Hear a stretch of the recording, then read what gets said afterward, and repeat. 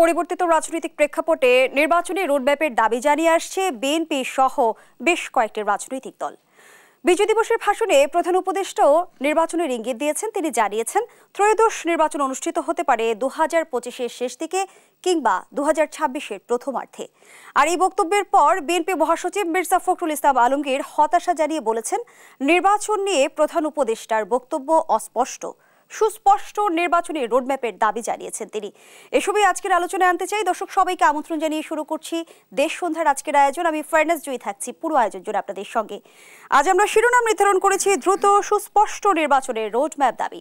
আর এই আলোচনায় এগিয়ে নিতে স্টুডিওতে আছেন দুজন সম্মানিত অতিথি। চলুন এ পর্যায়ে পরিচিত হই। আছেন ইকতেদার আহমেদ, সাবেক জেলা জজ ও আইন বিশ্লেষক। সেই সঙ্গে আরও আছেন এবি আজিজ, সিনিয়র সাংবাদিক ও কলামিস্ট। দুজনকে আমন্ত্রণ জানাচ্ছি আজকের আলোচনায়।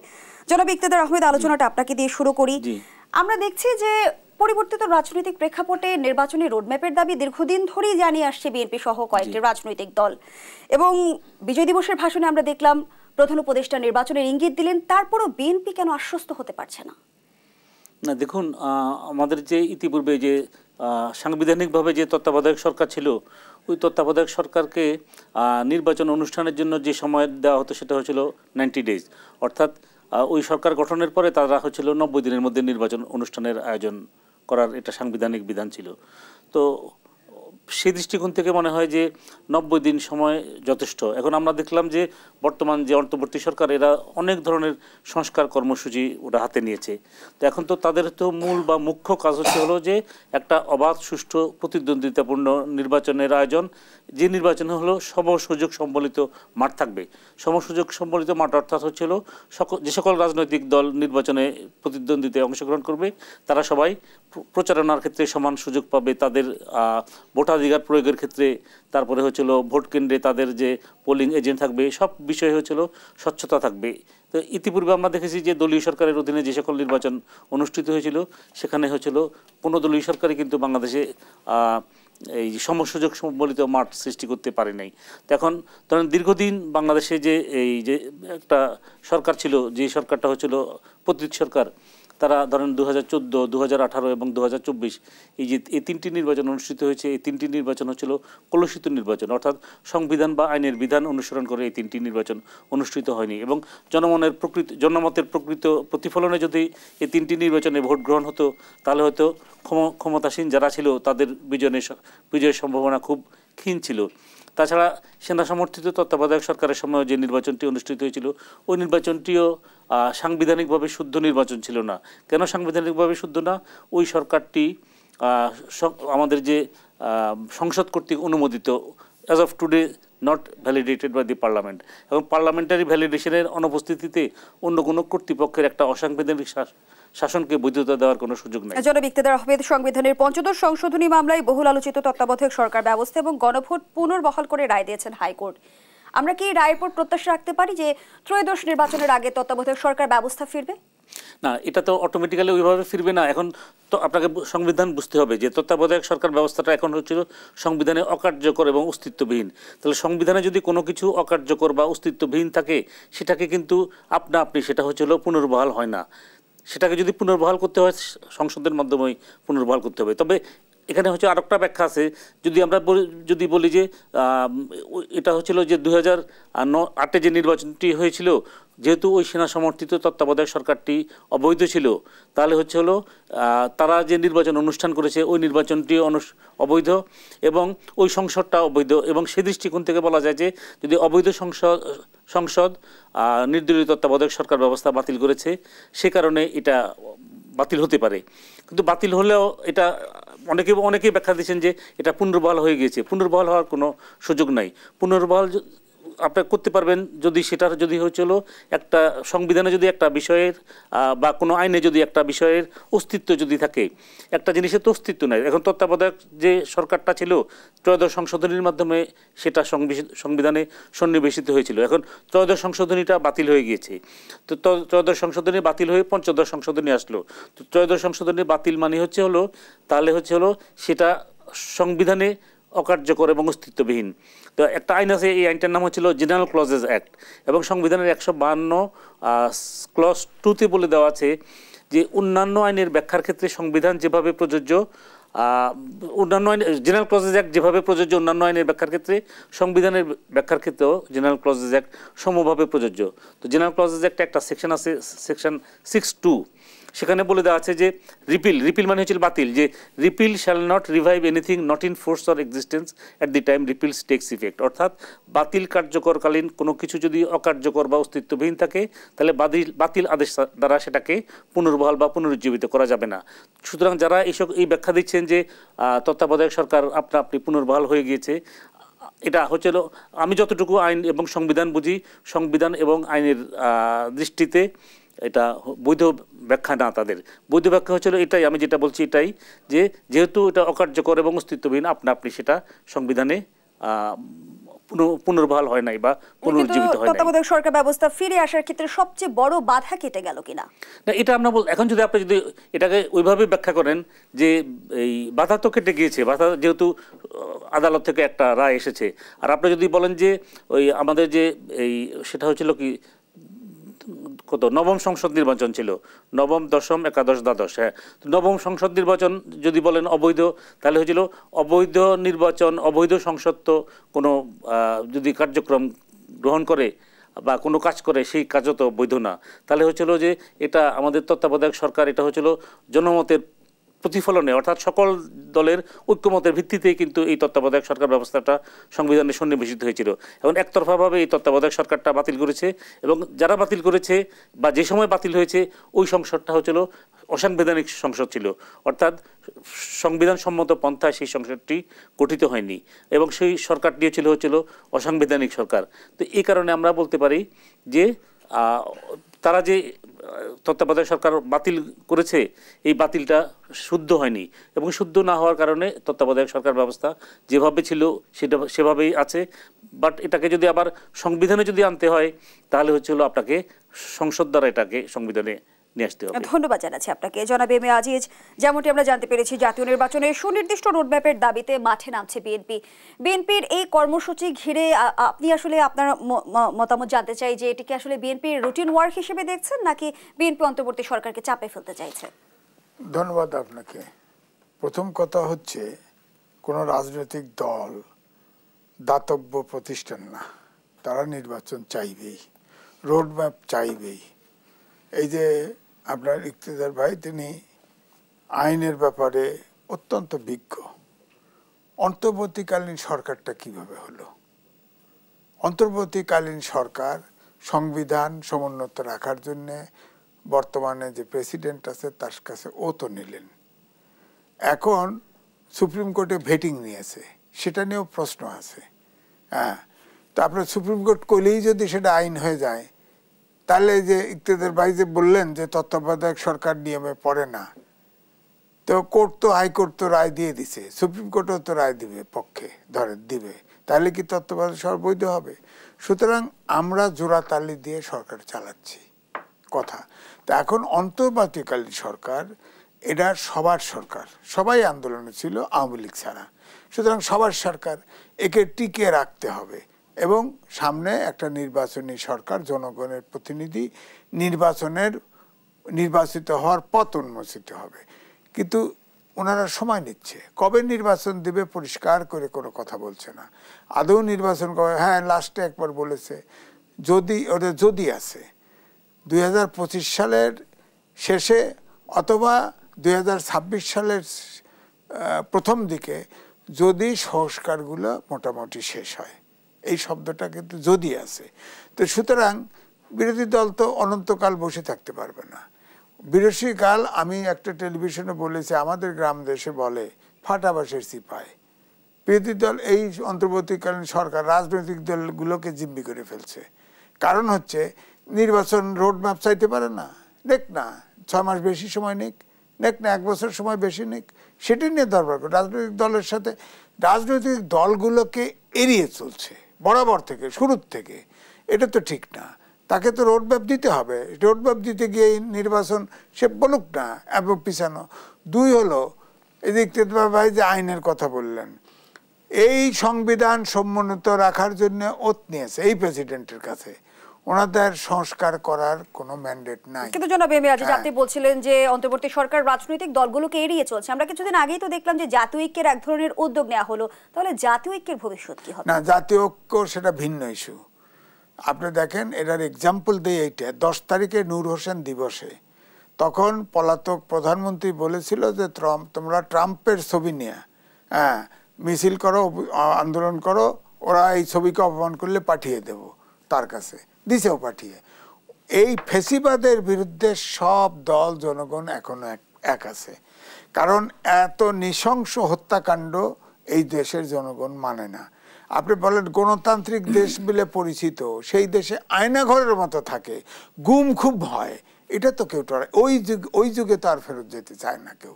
এই জন্য ওখানে ঐক্যবদ্ধ, যেটা ডেকেছিল ঐক্য। আমি বলেছিলাম যে না, যদি ইউনূস সরকার যদি রাজনৈতিক সরকার হতো, এখানে যদি রাজনীতি সমর্থক থাকতো বা ছাত্র রাজনীতি করার অভিজ্ঞতা থাকতো, তাহলে ওপেন শহীদ মিনারে ভারত যেভাবে ডেমনস্ট্রেটেড মিথ্যা যে গণমাধ্যমে প্রচার, মিথ্যা যেসব করতেছে এবং পলাতক প্রধানমন্ত্রীকে আশ্রয় দিয়েছে, তাদের শহীদ মিনারে জনসভা করা উচিত ছিল সব দল নিয়ে। সেটা তো জানে, ওনারা ঘরের ভিতরে থেকে শোনেন, কোনো এনজিও, কোনো প্রফেশনাল কিন্তু সরকার চালানোর ব্যাপারে এক্সপার্ট নাও হতে পারে, এবং ওনারা প্রমাণ করেছে ওনারা সরকার চালাতে সক্ষম না। যেমন প্রধান উপদেষ্টা, তিনি ভালোভাবে ব্যবসা বোঝেন, তিনি অর্থনীতিবিদ। সারা পৃথিবীর বড় বড় হেড অফ স্টেট, বুদ্ধিজীবী, নোবেল লরেট, তাদেরকে বক্তৃতা দিয়ে পয়সা, তাকে লক্ষ লক্ষ ডলার দিয়ে বক্তৃতা শোনে, এবং তিনি মোটিভেট করতে পারেন, তার ক্ষমতাও আছে। যেমন আপনি দেখেন বিভিন্ন আন্তর্জাতিক প্রতিষ্ঠান থেকে টাকা পয়সা, IMF এর থেকে টাকা পয়সা, ওয়ার্ল্ড ব্যাংক আবার টাকা দিচ্ছে, এই যোগ্যতা তার আছে। কিন্তু সরকার চালানোর যোগ্যতা আলাদা জিনিস, রাজনীতিবিদরা 5 বছর। কিন্তু জনাব এম এ আজিজ, গত 1.5 দশকে বাংলাদেশের সার্বিক প্রেক্ষাপটে যে ক্ষত তৈরি হয়েছে, নির্বাচিত সরকার আসলেই কি সহসাই সমস্যাগুলো সমাধান হয়ে যাবে? না, সেটা বলছি না। আমার কথা হচ্ছে যে দেশ তো চালাবে নির্বাচিত। তাহলে একটা উদাহরণ দিতে হয়, গত 15 তারিখে আন্তর্জাতিক ক্রাইসিস গ্রুপ একটা প্রতিবেদন তৈরি করেছে। তারা কোনো দেশে যখন সরকার পতন ঘটে, এটা অভ্যুত্থানের মাধ্যমে হোক, বিপ্লবের মাধ্যমে হোক, তার কারণগুলো ব্যাখ্যা করে এবং কি করণীয়, সামনে কি, এটা বলে।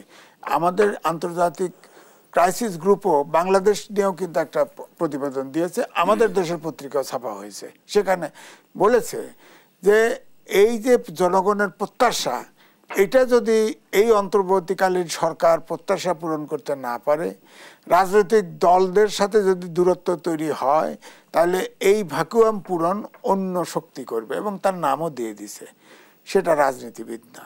তো আমরা তো চাই যে দেশটা রাজনীতিবিদরা চালাক। তো সুতরাং এখন যদি এই সরকার দেশটা বলেন, আপনি আইনশৃঙ্খলা বাহিনী ঠিক নাই, প্রশাসন ঠিক নাই, বাজার ব্যবস্থা ঠিক নাই, ট্রাফিক জ্যাম, কোনটা আছে বলেন? একটাও তো সঠিকভাবে চালাতে পারছে না।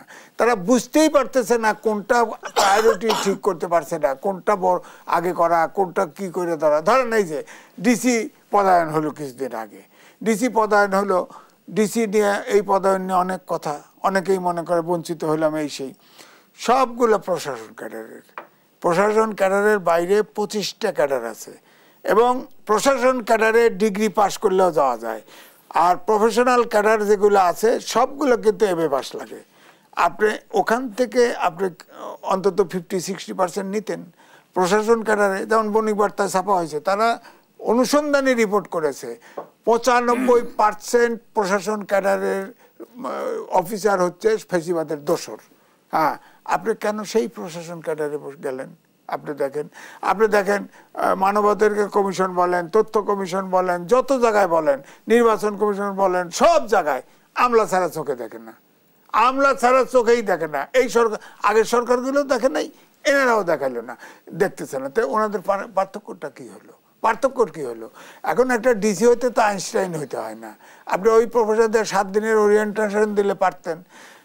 আপনি দেখেন 25টা প্রতিষ্ঠান, শিক্ষা প্রতিষ্ঠান দিন ধার্য করে আপনার যাত্রাবাড়িতে একটা হসপিটাল আক্রমণ করলো, বিনা চিকিৎসা একজন ছাত্র মারা গেছে বলে।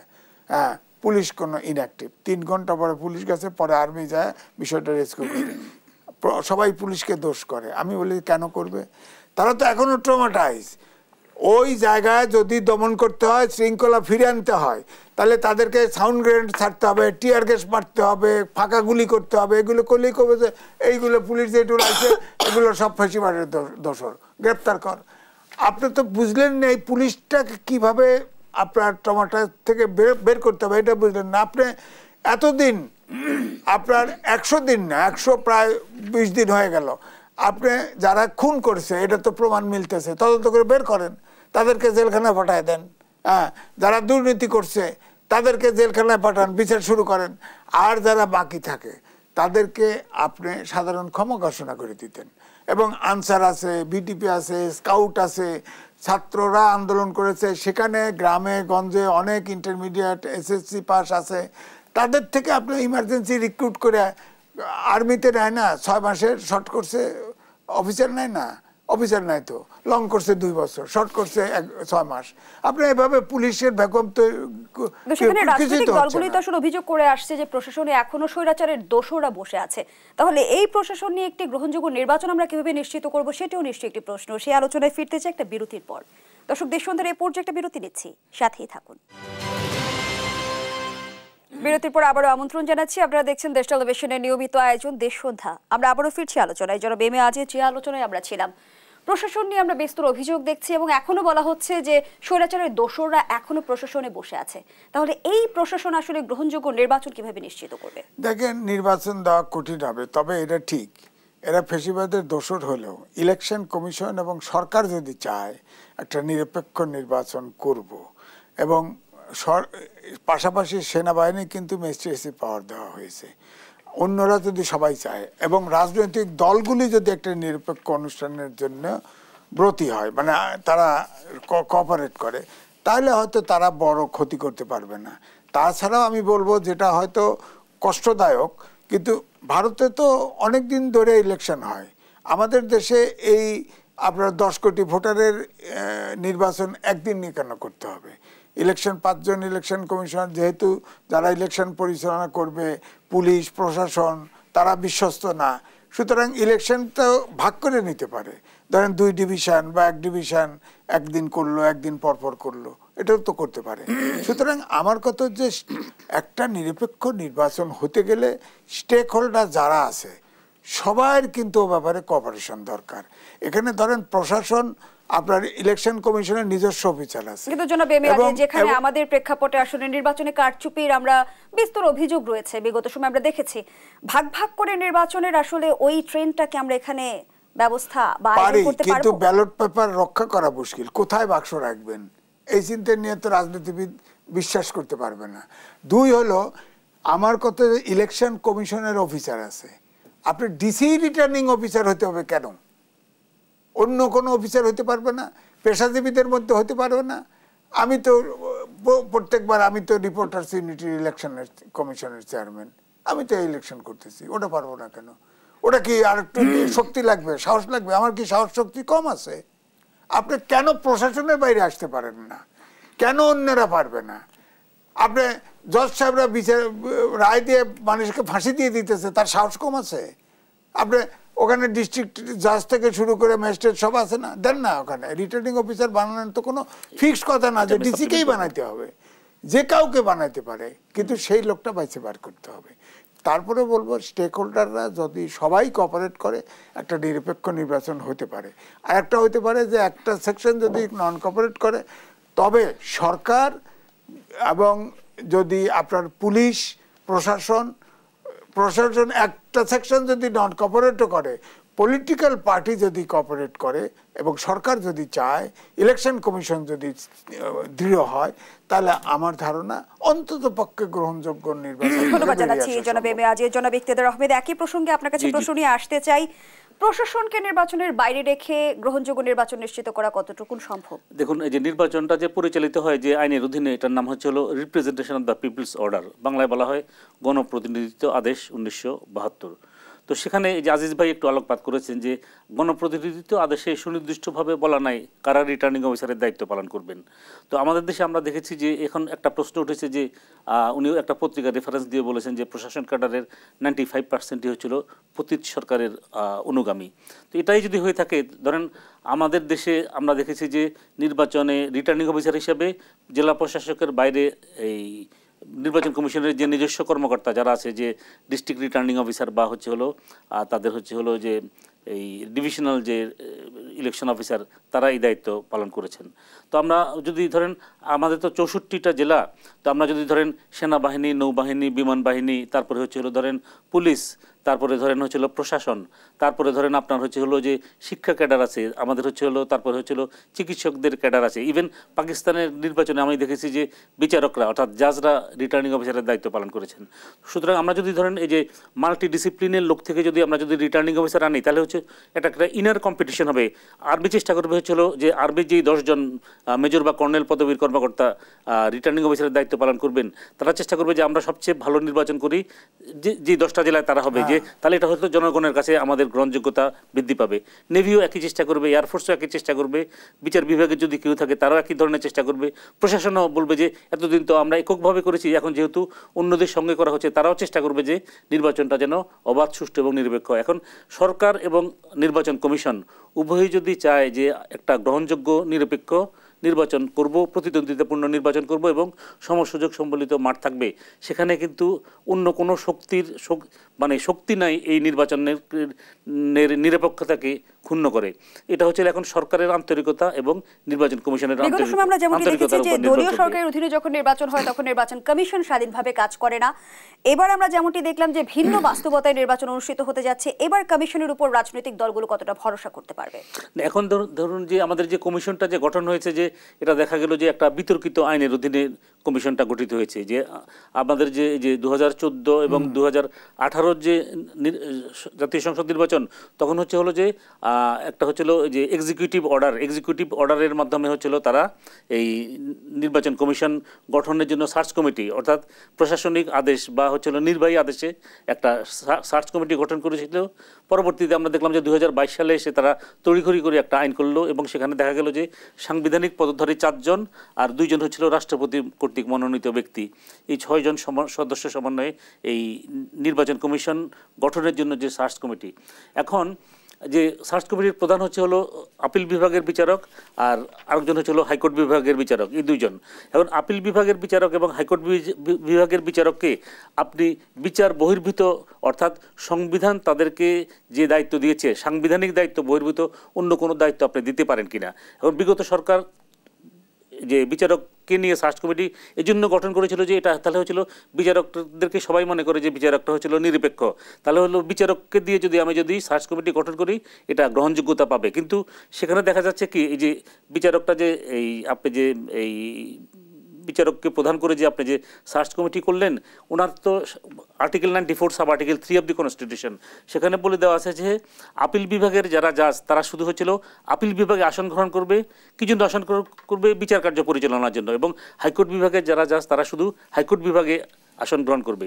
তাহলে বিচারিক কাজ বহির্ভূত অন্য কোনো কাজ বিচারকরা করুক, এটা কিন্তু সংবিধান অনুমোদন করে না। তো আমরা দেখলাম যে ওনার একটা আইন করলেন, আইন করে এবং এর আগে নির্বাহী আদেশেও বললেন যে বিচারককে এটা প্রদান করা হয়েছে। তাহলে এটা সংবিধান অনুমোদন করে না। তারপরে বিচারকরা একটা শপথ নেন। শপথটা কি? শপথ যে অন্যান্য বিষয়ের পাশাপাশি শপথে তাকে ব্যক্ত করতে হয় যে আমি অনুরাগ বা বিরাগের বশবর্তী না হয়ে সকলের প্রতি আমি ভীতি বা অনুরাগ বা বিরাগের বশবর্তী না হয়ে সকলের প্রতি আইনানুগ যথাবিহিত আচরণ করব। তো এই যে আমাদের যে সার্চ কমিটি যেটা হলো, আমরা দেখলাম যে সার্চ কমিটি রুদ্ধদ্বার কক্ষে বসে তারা এই 300টা নাম থেকে 10টা নাম বাছাই করলেন। এবং 300টা নাম থেকে যে তারা যে 10টা নাম বাছাই করলেন, এটা কি পদ্ধতি বা কি প্রক্রিয়া অনুসরণ করে এই নামগুলো বাছাই করা হয়েছে, এই নামগুলো এখন কোন রাজনৈতিক দল কার নাম দিয়েছে। ইতিপূর্বে আমরা দেখেছি যে পতিত সরকারের সময় সর্বশেষ যে নির্বাচন কমিশন গঠিত হয়েছিল, তখন আমাদের যে এখন নির্বাচন কমিশন গঠন বিষয়ক যে সংস্কার কমিশন, ওটা চেয়ারম্যান ছিল বদিউল আলম মজুমদার।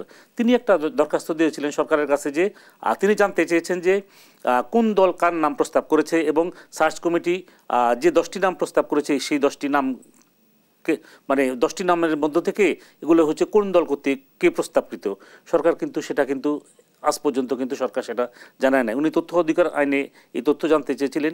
এখন এই যে এই বর্তমান যে সার্চ কমিটি যে এই তারা যে সুপারিশ পেশ করলো এবং তাদের সুপারিশের ভিত্তিতে তো নির্বাচন কমিশন গঠিত হলো। এখন দেশের যে কোনো জনমানুষের তো এটা জানার অধিকার আছে যে এই যে 300টি নাম যে প্রস্তাব করা হয়েছে, এই 300টি নাম কোন কোন দল কার নাম প্রস্তাব করেছে এবং এই 300টি নাম থেকে আপনারা কি পদ্ধতি বা প্রক্রিয়া অনুসরণ করে আপনারা 10টি নাম বাছাই করলেন এবং আপনারা যে সামানিটা রাষ্ট্রপতির কাছে পাঠালেন সেখানে তো নিশ্চয়ই আপনারা ব্যাখ্যা দিয়েছেন যে 300টার নাম আমরা পেয়েছি, কিন্তু এই 300টি নামের মধ্য থেকে এই 10 জনকে আমরা যোগ্য বা উপযুক্ত মনে করি।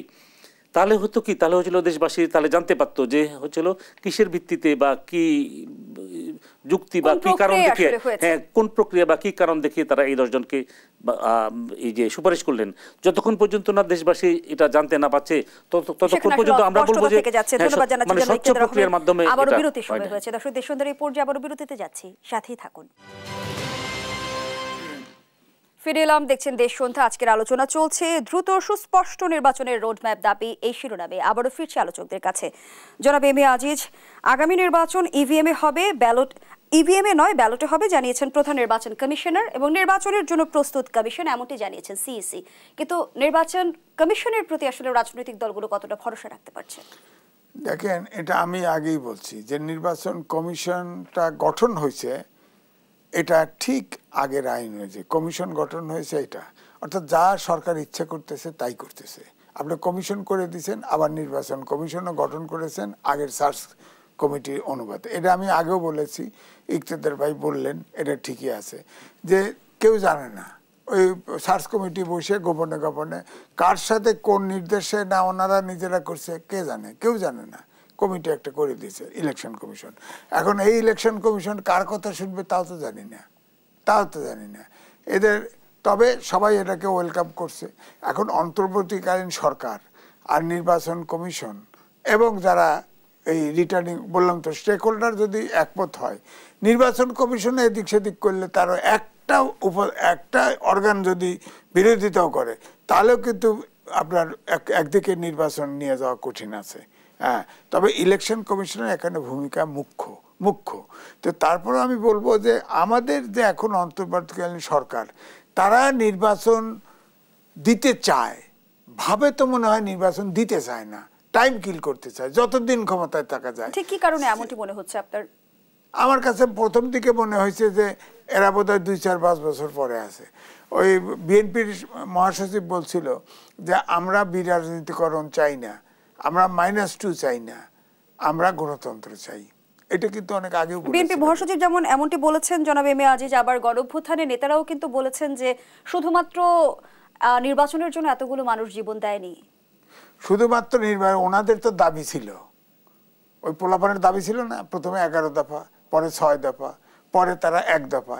যখন প্রথম দাবি ছিল শুধু সংস্কার, চাকরির সংস্কার ছিল, ওইটা সবগুলো দলের ভিতরে ঢুকে এটার ভিতরে আপনি দেখেন কিছু শব্দ আছে, কিছু পলিটিশিয়ান ব্যবহার করে, বামপন্থীরা, বন্দোবস্ত, এইসব শব্দগুলো তাদের মুখে এখন উঠছে, বুঝছেন? সুতরাং আন্দোলনটা কিন্তু ভিতর থেকে সবাই করছে, যুক্ত হয়েছে। হ্যাঁ, আর ওনারা নির্বাচন চান না, ওনারা এখন কিংস পার্টি করবেন, এত সহজ না। জাসদ 9 মাসের মুক্তিযুদ্ধের ট্রেনিং নিয়ে, মুক্তিযুদ্ধ করে যুবক সম্প্রদায়ের একটা পুরা গ্রুপ নিয়ে, খুব ডেডিকেটেড ওয়ার্কার নিয়ে জাসদ তৈরি। তবে কি ছাত্রদের রাজনৈতিক দল কিংস পার্টি হিসেবে অভিভূত হবেই তো, আমার তো ধারণা তাই হবে, কারণ ছাত্রদের 3 জন উপদেষ্টা আছে, আবার ছাত্র বিরোধী দলেও আছে, ভাবটা এমন দেখায়। তো কিংস পার্টিতে আছে কেন, উপদেষ্টা আছে কেন? আবার উপদেষ্টার ভিতরে থুয়া এলজিআইডি মিনিস্ট্রির দায়িত্ব একটা ছাত্রকে দিচ্ছেন কেন? এগুলোতে কি বোঝা যায়? আর ছাত্ররা তো বলতেইছে যে আমরা পার্টি করব। সুতরাং এটাকে সেপারেট করা সম্ভব না, যতই তারা বুঝাক না কেন, কোনো লাভ হবে না, এটাকে কিংস পার্টি মনে করে। কিন্তু বিগত সময় আমরা যেমনটি দেখেছি কিংস পার্টি তৈরি হয় সরকারের প্রত্যক্ষ মদদে, কিন্তু অন্তর্বর্তী সরকার তো আসলে কোনো রাজনৈতিক সরকার না। আপনি কি করে বোঝেন না যে ডক্টর ইউনূস হয়তো এ ব্যাপারে কিছু করেন না, এর ভিতর যে কেউ করছে না, বাইরে তো নাম আসতেছে। ছাত্রদের এই আন্দোলনকে ব্যাংক করে যারা উপদেষ্টা হয়েছে তারা তো এগুলো করতেছে, এটা প্রচারিত শোনা যায়, অমুকের সাথে এইসব আসে তো, খবর আসে তো। তো সুতরাং এগুলো তো এই উপদেষ্টা পরিষদের ভিতর থেকেই কেউ কেউ এটাকে ইয়ে করা হচ্ছে। আর উপদেষ্টার ভিতরে 3 জন আছে না, যে ডক্টর মোহাম্মদ ইউনুস বলেছে না, তিনি হলো কি গডফাদার কি রিং লিডার না কি বলছে না, মাস্টার মাইন্ড বলছে না, আছে তো মাস্টার মাইন্ড উপদেষ্টা আছে তো, তার মিনিস্ট্রি নেয় না, সে মাস্টার মাইন্ড, সে খেলতেছে। ওরকম তো জাসদেরও সিরাজুল আলম খান ছিল। তবে তখন এই জাসদ যখন এই ধরনের, এখনো দেখেন না তারা নিচের গুলা বাদ উপরের বুড়া বাদ, একাই পার্টি করে জিতে। ব্যাপারটা হলো বাংলাদেশের কালচার মেনে চলতে হবে। এখানে প্রবীণ নবীন মিলে একটা রাজনীতি চলতে পারে। কোনো একটা জেনারেশন নিয়ে করে উশৃঙ্খলতা করে কোনো রাজনৈতিক দল হয় না, জাসদ তার প্রমাণ। ধন্যবাদ জানাচ্ছি। ইকতাদার আহমেদ, আপনিও কি ছাত্রদের রাজনৈতিক দলকে কিংস পার্টি হিসেবেই দেখছেন কিনা? এখন আপনার হচ্ছে একটা মৌলিক প্রশ্নটা হচ্ছে হলো যে এখন হচ্ছে হলো ছাত্রদের 3 জন প্রতিনিধি দেখা যাচ্ছে যে আমাদের যে অন্তর্বর্তী সরকারের উপদেষ্টা পরিষদের সদস্য, এবং এর বাইরে আমরা দেখা যাচ্ছে যে ছাত্রদের যে বৈষম্য বিরোধী ছাত্র আন্দোলনের যে সমন্বয়ক যারা, তারাও দেখা যাচ্ছে যে সরকারের সুযোগ সুবিধা নিয়ে বিভিন্ন জেলা সফর করতেছে, এবং তাদের যে অভিভাবক সংগঠন যেটা, সেটা হচ্ছিল জাতীয় নাগরিক ফোরাম, এবং প্রোটোকলও নিচ্ছে, বিভিন্ন জেলা সফরে যাচ্ছে, প্রোটোকলও নিচ্ছে। তো এতে দেখা যাচ্ছে যে তাদের হয়তো একটা উদ্দেশ্য বা আকাঙ্ক্ষা আছে, তারা একটা হয়তো রাজনৈতিক দল গঠন করবে এবং তারা নির্বাচনী প্রতিদ্বন্দ্বিতায় অবতীর্ণ হবে, এবং ওই লক্ষ্যেই কিন্তু তারা এগিয়ে যাচ্ছে। এবং ওই লক্ষ্য চরিতার্থ করার জন্যই আমরা দেখলাম যে বাংলাদেশের যে এই যে নির্বাচনের ক্ষেত্রে সবচেয়ে গুরুত্বপূর্ণ হচ্ছিল স্থানীয় সরকার মন্ত্রণালয়। স্থানীয় সরকার মন্ত্রণালয়ে যিনি ছিলেন তাকে সরিয়ে দিয়ে দেখলাম যে একজন ছাত্র উপদেষ্টা এই স্থানীয় সরকার মন্ত্রণালয়ে আসলো। এটার আসার মূল উদ্দেশ্যই হচ্ছে হলো যে তাদের যে রাজনৈতিক উদ্দেশ্য বা যে রাজনৈতিক অভিলাষ, এটা চরিতার্থ করা সহজ হবে যদি স্থানীয় সরকার মন্ত্রণালয় তাদের নিয়ন্ত্রণে থাকে। তো এখন আপনি যদি ধরেন সরকারে থাকা অবস্থায় যদি দল গঠন করলেন, সরকারের সুযোগ সুবিধা নিয়ে দল গঠন করলেন, দল গঠন করে তারপরে যদি আপনি যদি নির্বাচনী প্রতিদ্বন্দ্বিতা অবতীর্ণ হন, ওই নির্বাচন তো তাহলে অবাধ, সুষ্ঠু, গ্রহণযোগ্য এবং স্বচ্ছ নির্বাচন হবে না। তাহলে এতদিন রাজনৈতিক দলসমূহ কি জন্য আন্দোলন করেছে? বাংলাদেশে যে এই যে রাজনৈতিক যে বিরোধ তো একটা বিরোধ হচ্ছে হলো যে কি, একটা সরকারের মেয়াদ অবসান পরবর্তী কোন ধরনের সরকারের অধীন নির্বাচন অনুষ্ঠিত হবে, এই বিরোধটার একবার অবসান হয়েছিল যে এই আমাদের যে তত্ত্বাবধায়ক সরকার গঠনের মাধ্যমে, সেটাকে একতরফাভাবে আওয়ামী লীগ সেটাকে বাতিল করে দিল।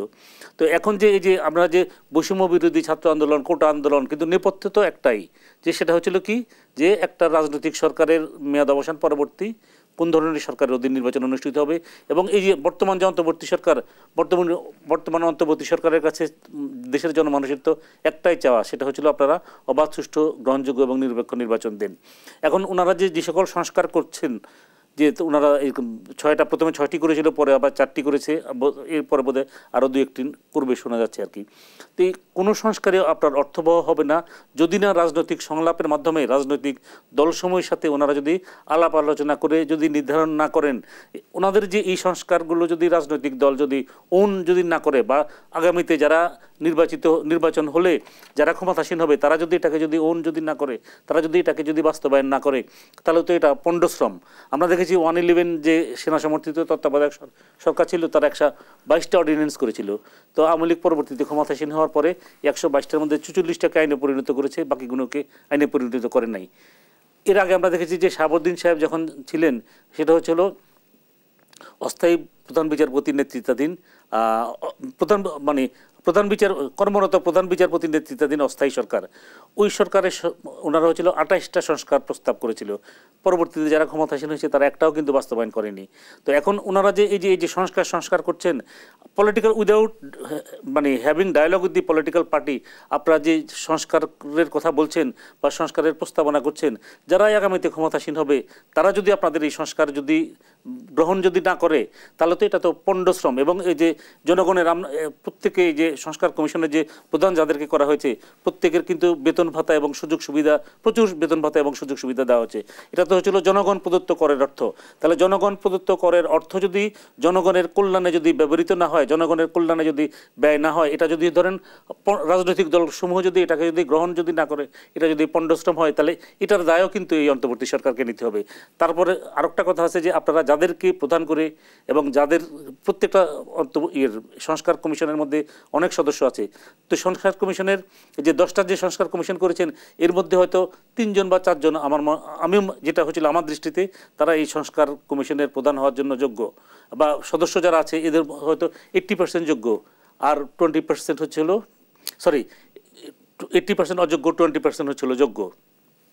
তো আপনি যে এই যে সংস্কার কমিশন যে করলেন, এই সংস্কার কমিশনের যে সদস্য নিলেন সেটাও তো হলো আপনারা যে যারা হচ্ছিল মানে সকলের কাছে গ্রহণযোগ্য এই ধরনের ব্যক্তি তো আপনাকে খুঁজে বের করা দরকার ছিল। আমি আর নাম উল্লেখ করতে চাই না, আমি ইউটিউবে দেখেছি যে এবং সংস্কার কমিশনের একজনকে, তিনি একটা গুরুত্বপূর্ণ সংস্কার কমিশনের প্রধান, এবং তার ব্যাপারে বলা হয়েছে যে মানে চিহ্নিত দুর্নীতিবাজ এবং চিহ্নিত চোর, এই ধরনের কমেন্ট পর্যন্ত তার ব্যাপারে করা হয়েছে। সুতরাং সরকারকে তো এই সকল ব্যাপারে হচ্ছিল অত্যন্ত সতর্কতার সাথে অগ্রসর হওয়া উচিত ছিল। এবং এই সংস্কার কমিশনের প্রধান হিসাবে বা সংস্কার কমিশনের সদস্য হিসাবে যাদেরকে অন্তর্ভুক্ত করা হয়েছে এদের সার্ভিস ডেলিভারির ক্ষেত্রে এদের যোগ্যতা কতটুকু সেটাও তো দেখার প্রয়োজন ছিল। ধন্যবাদ জানাচ্ছি জনাব ইকতেদার আহমেদ। এম এ আজিজ, প্রধান নির্বাচন কমিশনার যেমনটি জানিয়েছেন, আওয়ামী লীগের নির্বাচনে আসা না আসার রাজনৈতিক সিদ্ধান্ত। ত্রয়োদশ নির্বাচন নিয়ে যখন আলোচনা হচ্ছে তখন আওয়ামী লীগ নির্বাচনের সুযোগ পাবে কিনা সেটাও কিন্তু আলোচনা হচ্ছে। না দেখেন, প্রথম কথা হচ্ছে যে রাজনৈতিক দলগুলি বসে, আপনার 14 দল বসে সিদ্ধান্ত নিল জামাতকে নিষিদ্ধ করা হোক, সেটা কার্যকরী করা হলে এক্সিকিউটিভ অর্ডারে। একটা গণতান্ত্রিক দেশে রাজনৈতিক দল কিভাবে সিদ্ধান্ত নেয় আর একটি রাজনৈতিক দলকে নিষিদ্ধ করা। এখন ধরেন ফেসিবাদী সরকার যতগুলো এমপি আছে যাকে ধরে তার ভিতরে আপনার কাছেই 1000 কোটি, তার নিচে নাই, হ্যাঁ, লাখ লাখ কোটি টাকা এরকম। তো আপনি সবার বিচার করেন না কেন? বিচার করলে তো এমনি তো আওয়ামী লীগ নেতৃত্ব শূন্য হয়ে যায়। এই যে ছাত্রলীগ আপনার নিষিদ্ধ ঘোষণা করছেন, ওখানে হেলমেট বাহিনী ছিল না, ওরা আন্দোলনের সময় ছাত্রদের গুলি করেছে না, এর বহুত প্রমাণ। মূল নেতার লিডারশিপ তো পুরোটাই এর জন্য ক্ষত। তো তাদের বিচার করতেন। এখন ছাত্ররা বলে যে অনেক ওই ছাত্র আন্দোলনের ছাত্ররা তারা নিরাপত্তাহীনতা। আপনি নিশ্চয় অবগত আছেন আওয়ামী লীগের নিবন্ধন বাতিলের দাবিতে প্রধান উপদেষ্টার বাসভবনের সামনে অনশন কর্মসূচি চলছে। হ্যাঁ, তো তাহলে এই জন্য বলছি যে এখন আগে ছাত্ররা দাবি করলেই হতো, কিন্তু এই রাষ্ট্রপতির যখন দাবি করছে তখন বিএনপি আপত্তি জানানোর সাথে সাথে এটা বন্ধ হয়ে গেছে। এগুলোও বন্ধ হবে। আপনার এখন নিরাপত্তাহীনতায় ভুগতেছে, কারণ একটা দলকে যখন নিষিদ্ধ করেন তারা কিন্তু অন্তর্ঘাতমূলক আচরণ করতে পারে। এখন যাদের কারণে নিষিদ্ধ হয়েছে তাদেরকে যদি তারা আন্ডারগ্রাউন্ডে গিয়ে এসে হত্যা করে, কি করবেন? সুতরাং এখন যে সুবিধাটা আওয়ামী লীগ তৈরি করে দিছিল, তাদের বিচার করে বাকিটাকে ইলেকশনে যা আসুক না আসুক তাদের ইলেকশন করার সুযোগই থাকে না। সুতরাং আপনি ওই পথে, পলিটিক্যাল পথে না গিয়ে গায়ের জোরে এক্সিকিউটিভ অর্ডারে বা রাজনৈতিক দলের বা ছাত্রদের দাবিতে আপনার দল বা নিষিদ্ধ করে দিবেন, এটা তাহলে গণতন্ত্রের ফাংশনটা করলো কেমনে? যে পলিটিক্স তো পলিটিক্স দিয়ে ফাইট করতে হবে, সেই পথে তো যেতে হবে। তো সুতরাং আমি কিন্তু ব্যক্তিগতভাবে নিষিদ্ধ করার বিপক্ষে। তাদের বিচার হোক, তারা বহুত ক্রাইম করেছে এবং সবগুলা উপজেলা পর্যন্ত নেতাদের বিচার করা সম্ভব। আপনি বিচার করেন, বিচার করলে এমনি নেতৃত্ব শূন্য হয়। ধন্যবাদ জানাচ্ছি আপনাকে ইকতেদার আহমেদ। আওয়ামী লীগকে নিষিদ্ধ হবে না নির্বাচনে অংশগ্রহণ করবে? না, সেটা তো হচ্ছে হলো যে নিষিদ্ধ করা বা না করা, এটা হচ্ছে হলো যে নির্বাচন কমিশন আছে আমাদের, এবং নির্বাচন কমিশনের হচ্ছে হলো যে পলিটিক্যাল পার্টিজ রেজিস্ট্রেশন অ্যাক্ট আছে। তো আমরা এর আগে দেখেছি যে যখন জিয়া রহমান সাহেব যখন রাষ্ট্র ক্ষমতায় আসীন হলেন তখন কিন্তু ওই যে তার পূর্বে বাকশাল আওয়ামী লীগই কিন্তু বাকশাল প্রতিষ্ঠার মাধ্যমে সকল রাজনৈতিক দল নিষিদ্ধ করে দিয়েছিল, একটা রাজনৈতিক দল ছিল। তারপরে উনি হচ্ছিল যে পলিটিক্যাল পার্টিজ আবার হচ্ছিল রাজনৈতিক দলকে এই যে নতুন করে হচ্ছিল যে সামরিক বিধির অধীনে, হ্যাঁ, বহুদলীয় গণতন্ত্রের উনি মানে এই যে আমরা বলতে পারি যে এদেশে একদলীয় শাসন ব্যবস্থা পরবর্তী বহুদলীয় গণতন্ত্র জিয়া রহমান সাহেব প্রবর্তন করেছেন। তো এখন একটা রাজনৈতিক দল নিষিদ্ধ হবে কি হবে না সেটা তো হলো যে সরকারের রাজনৈতিক সিদ্ধান্ত। এখন তো রাজনৈতিক সরকার না, এটা হচ্ছিল অন্তর্বর্তী সরকার। তো অন্তর্বর্তী সরকার তো এই ধরনের সিদ্ধান্ত নেওয়া উচিত না। আজিজ ভাই যেটা বলেছেন যে আওয়ামী লীগ তার দীর্ঘ 15 বছরের শাসন আমলে অনেক অপকর্ম করেছে, তাদেরকে যদি আপনি যদি এই সকল মানে এই যে দুর্নীতির জন্য, তাদের অপকর্মের জন্য, তাদের অন্যায়ের জন্য, তাদের সংবিধান লঙ্ঘনের জন্য, আইন অমান্যের জন্য, গুম খুনের জন্য যদি আপনি যদি বিচার করেন, তাহলে দেখা যাবে যে ওদের নেতৃস্থানীয় সকলেই কিন্তু দেখা যাবে যে বিচারের দোষী সাব্যস্ত হবে। তো দোষী সাব্যস্ত হলে তো তারা তো নির্বাচনে অংশগ্রহণ থেকে বাড়িত। সংবিধানে বলে দেওয়া আছে যদি আপনার যদি 2 বছরের অধিক যদি আপনার যদি সাজা হয়, কোনো আদালত কর্তৃক যদি 2 বছরের অধিক সাজা হয় এবং সাজা পরবর্তী যদি 5 বছর অতিবাহিত না হয়, আপনি নির্বাচনী প্রতিদ্বন্দ্বিতায় অংশগ্রহণ করতে পারবেন না। এবং তারা এই পন্থা অবলম্বন করেই একটা যে বিচার প্রক্রিয়া আসলে নির্ধারণ করবে আওয়ামী লীগ নির্বাচনের জন্য যোগ্য হবে কিনা। ধন্যবাদ জানাচ্ছি জনাব ইকতেদার আহমেদ, ধন্যবাদ জানাচ্ছি জনাব এম এ আজিজ। দর্শক, এখানেই শেষ করছি দেশ সন্ধ্যার আজকের আয়োজন। ধন্যবাদ এতক্ষণ আমাদের সাথে থাকার জন্য।